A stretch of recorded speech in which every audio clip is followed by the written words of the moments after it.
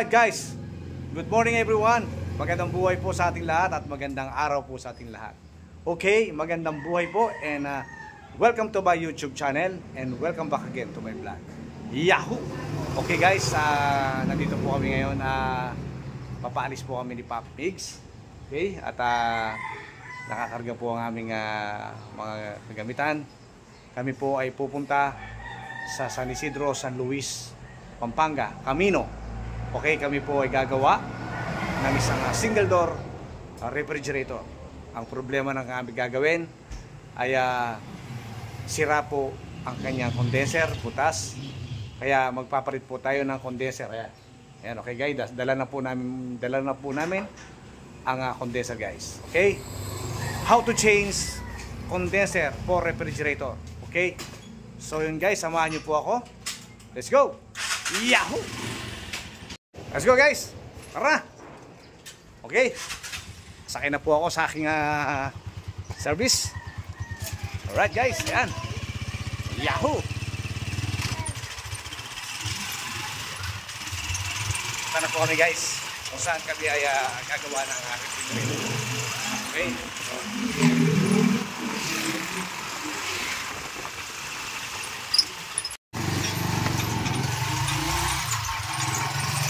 Guys, ang aming mga gagamitin sa paggawa ng refrigerator. Okay.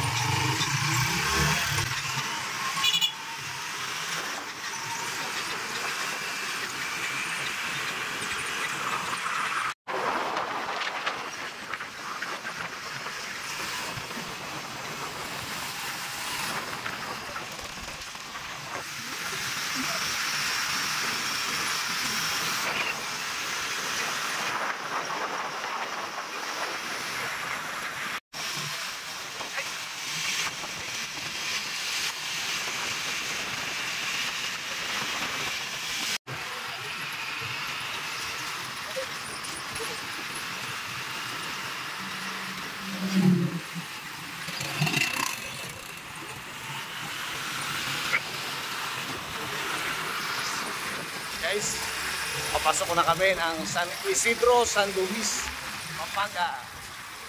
Okay.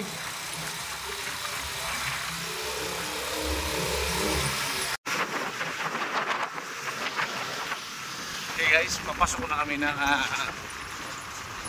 Camino, San Isidro, San Luis, Pampanga. Right. Okay.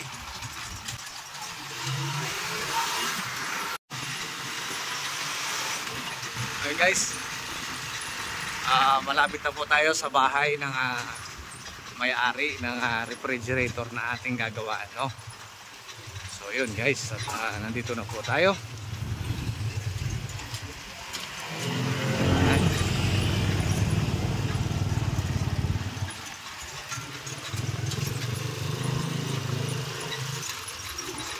Okay, so yun guys, ito na po, nandito na po tayo sa location kung saan po tayo gagawa ng refrigerator. Okay, yan, ito po yung kanilang bahay guys.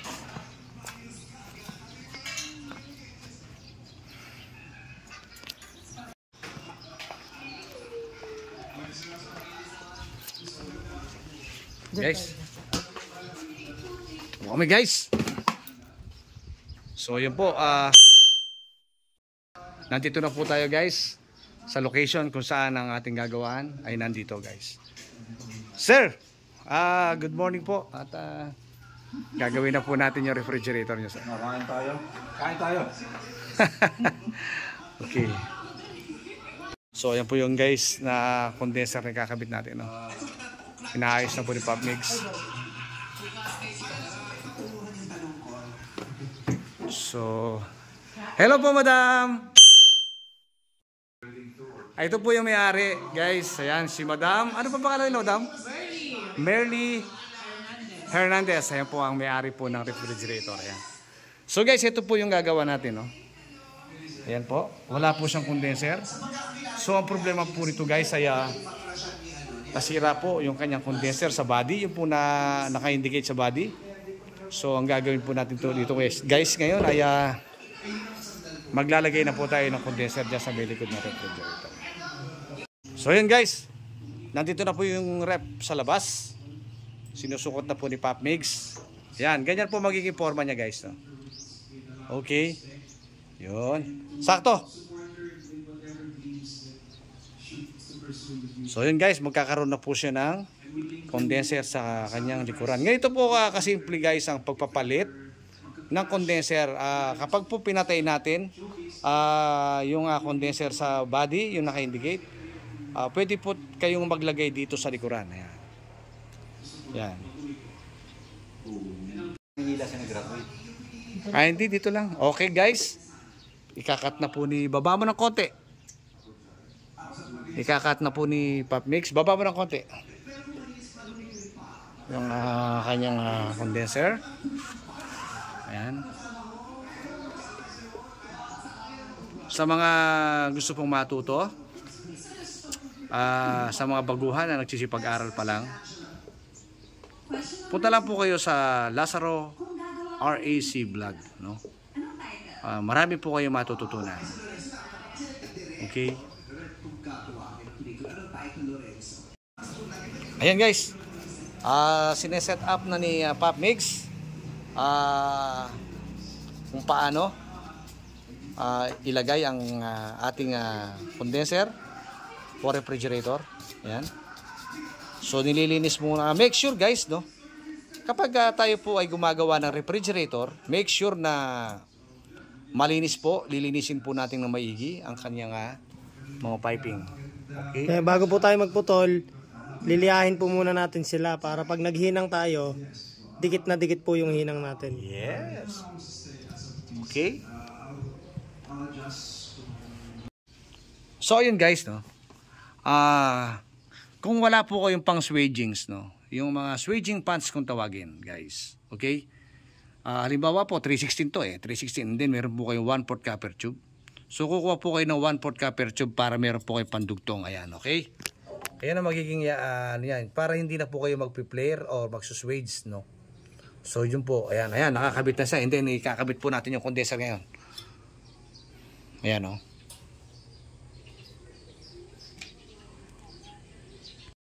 Sino mag-ahawak? Okay. Ito na po guys, no? Okay, hawakan kong ganyan to. So yun, okay. Tutok mo yan. Tutok mo yung tubo. So yun guys, oh. Meron na po siyang dugtungan. Okay, napakadali lang, napakasimple lang guys, oh. Yun. Pwede na po nating hinangan ngayon guys. Yan guys, yan. So nakadugtong na siya guys. Hihinangan na lang. So yan guys, i-indicate na po natin. Kailangan po meron po kayo metal screw, ayan, oh. Okay. Indicate na po natin yung kanyang condenser sa likod ng refrigerator. So yan guys, metal screw and then washer. So yun guys, naka-indicate na siya. Okay. Ganun lang kasimple. Abangan nyo po guys ang mga susunod na video. Okay guys, hinihinangan na ni Pop Mix. Ayan.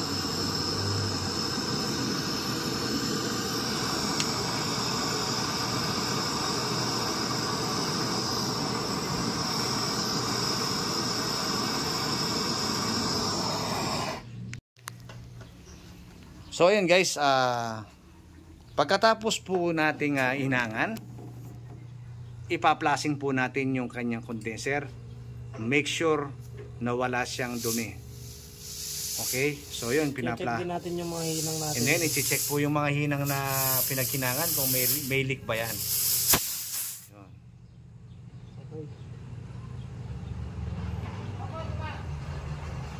So set up na natin yung filter dryer natin mga boss.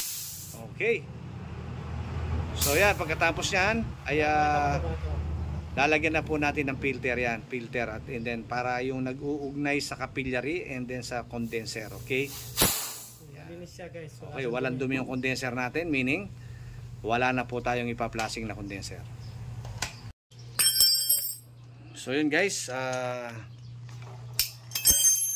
magpi-flare po tayo ng tubo gamit ang flaring tools. Ayan. Para po sa ating filter and then sa capillary po, no? Yung dalawa na yan, kailangan po nating maglagay ng naka-flare na tubo. Dahil yung pong ating filter ay trade type, no? Ayan, trade type po. So kailangan po natin lagyan ng Flare. copper tube na naka-flare, no? Para may lagay po natin sa dito. Ayan.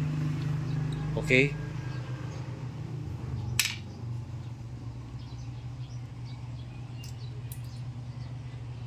So yun guys, no? Nagawa na po ni Pop Mix.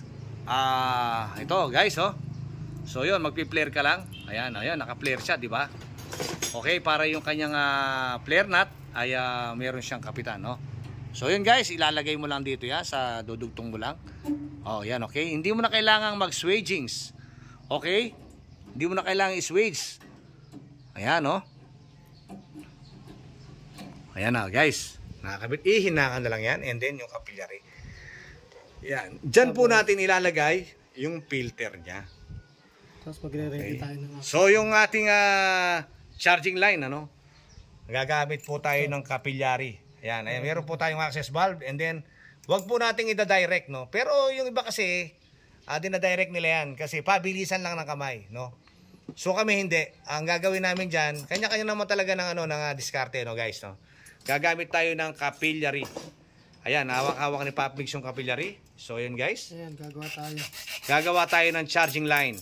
Okay, ilalagay natin yung capillary sa charging line. Sa dulo ay meron siyang access valve. Bakit po natin nilalagyan ng ganyan guys? Okay? Para hindi po mapuwersa ang pagpasok ng ating freon sa kanyang kompresor. Okay? Para ma-prevent yung pagkasira ng makina. Yan. Okay. So yun, narinig nyo ang sinabi ni Pop Mix, para ma-prevent daw ang pagsira ng makina. Yan.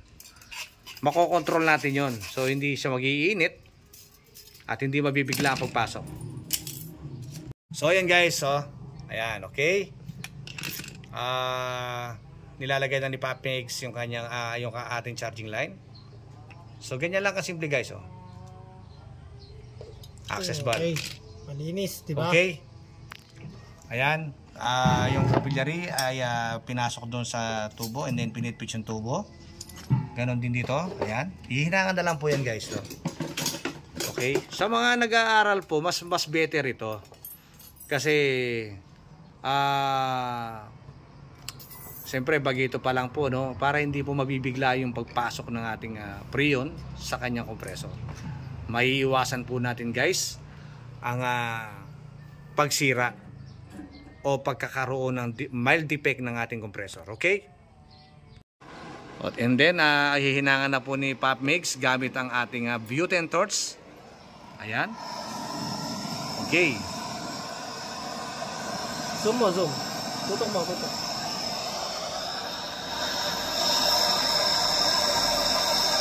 Okay guys, ayan.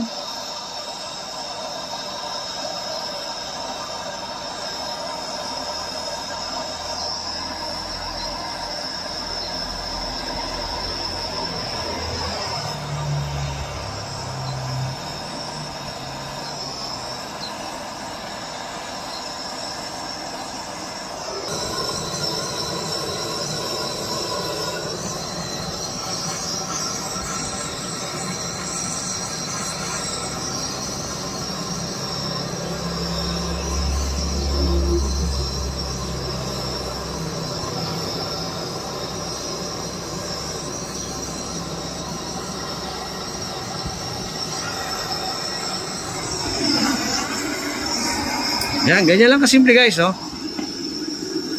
Okay?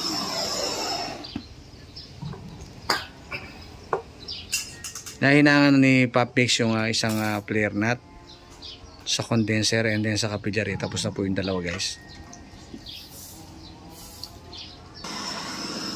Bata mo yun. Malaki yun. Matutuwa. Yan. Baka po meron po tayong kapirasong yero dyan. Kapirasong yer.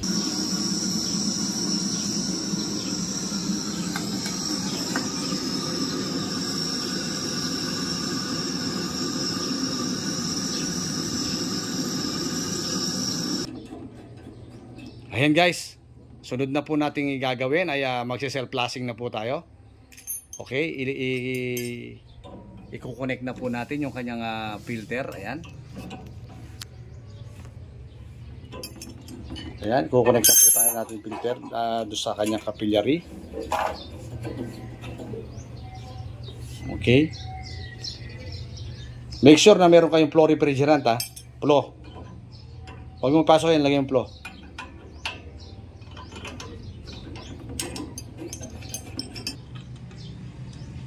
Ayan guys, meron po tayong flow. Papasok po natin yan sa capillary bago po natin paandarin yung compressor.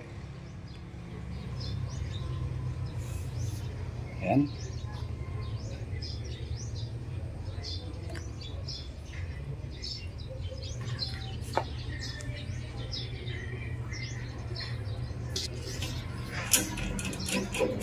Ayan, ilalagay na po, i-connect na natin sa filter guys. Ayan. Okay.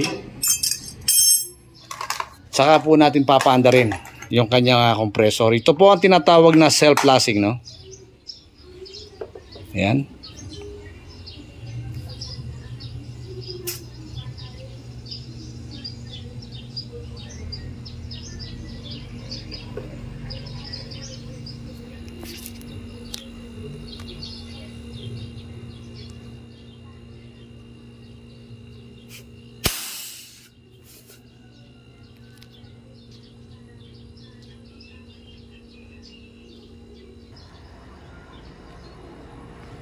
Ayan guys, pinaplasing na ni Pop Mix, no?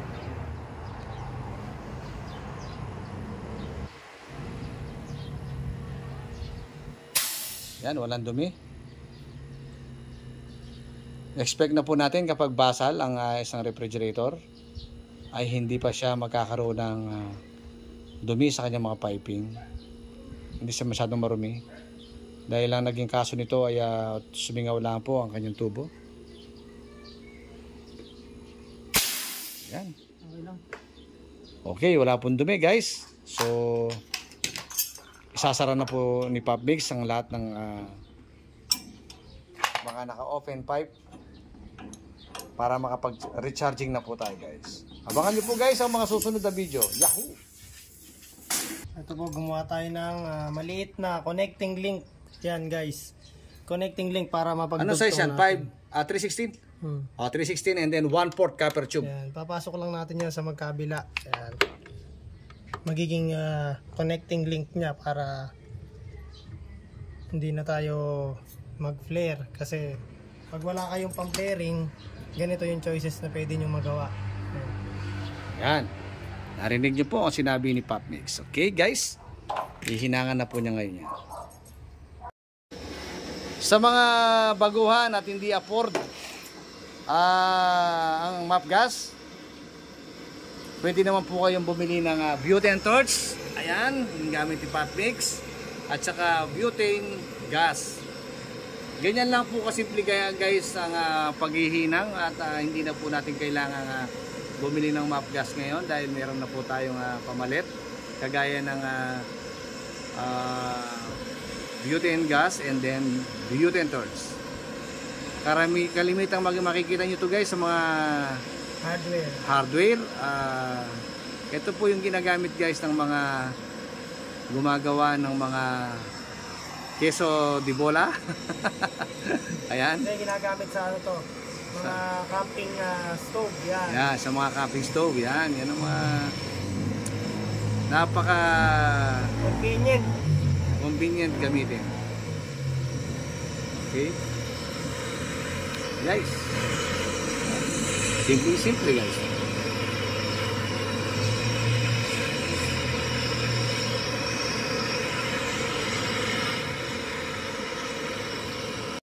Ayan guys, tatanggalin muna pasamantala ni Pop Mix ang filter para lagyan po siya ng teflon.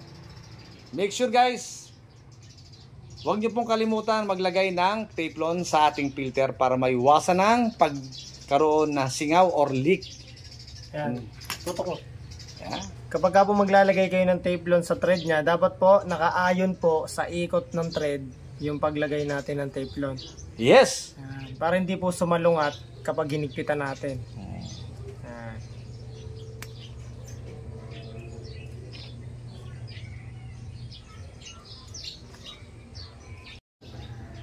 Ayan, ibinalik na ni Pop Mix yung ating filter.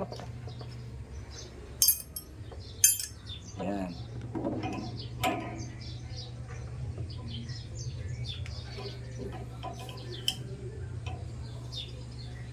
So, sunod naman ay ilalagay na po natin yung kanyang pinaka-pito. Asan ba yan? Ano? Ang tawag sa pito na yan?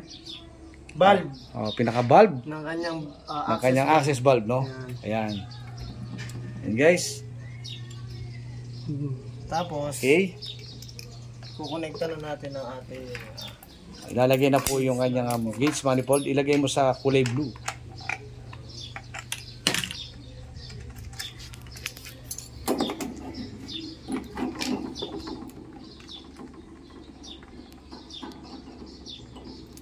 So yung blue hose laging nandun sa low side. Okay? kapag non-inverter refrigerator, Yes. laging low side lang tayo. Blue hose. So ating pong blue hose ay i-connect po natin sa kanyang access valve, charging line. Okay.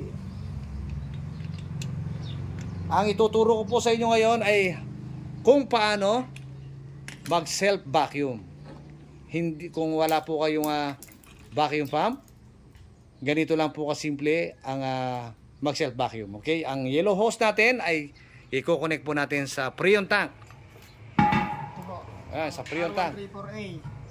So ang kanyang karga is 134A, no? Ayan, 134A yung guys. Okay? Ang kanya pong karga is 134A. Okay?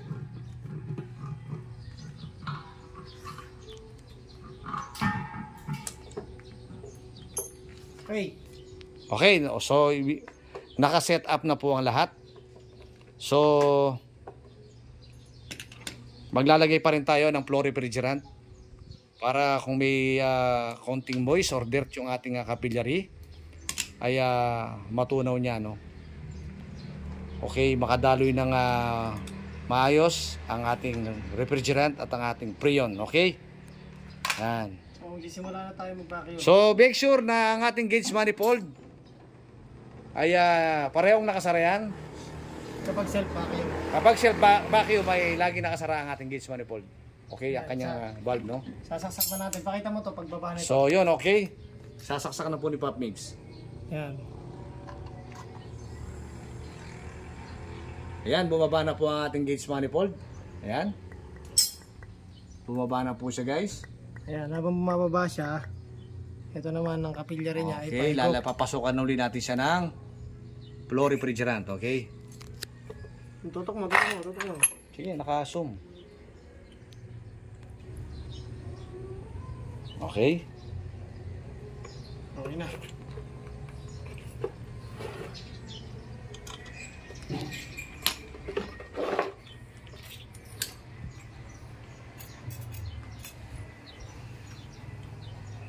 So kapag po tayo nagsi-self vacuum, lagi po natin tandaan, dapat ay meron po tayong sabon, no? Soap. Soap, no? Ayan, pabubulain po natin yan, guys. Ayan, para makita natin kung mayroon pang lalabas na pressure sa kanyang filter dryer. Okay?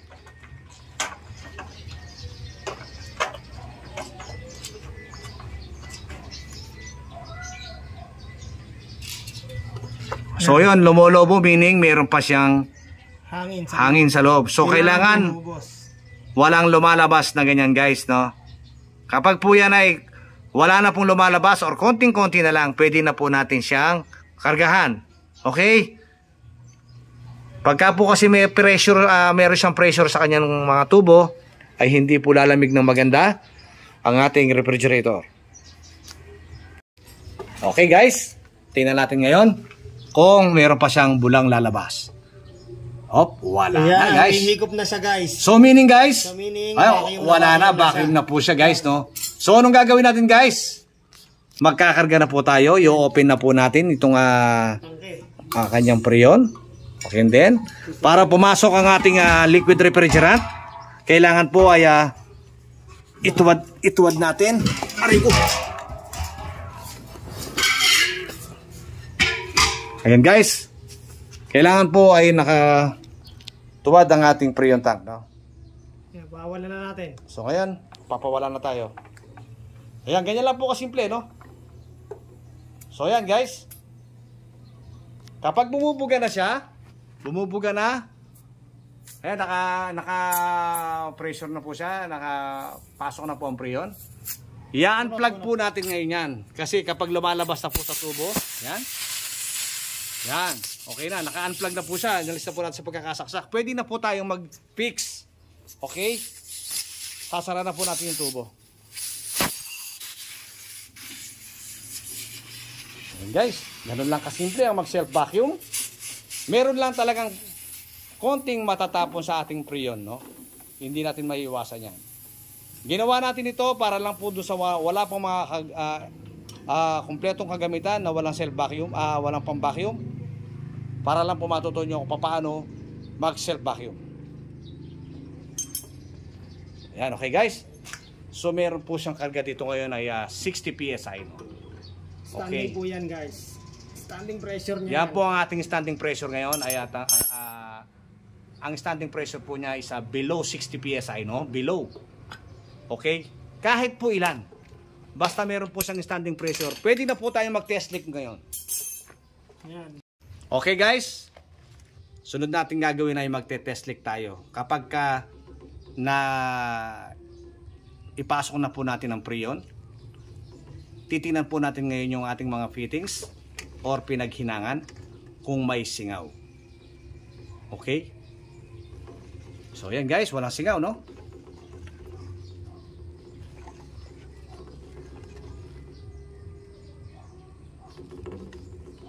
Okay siya, good siya.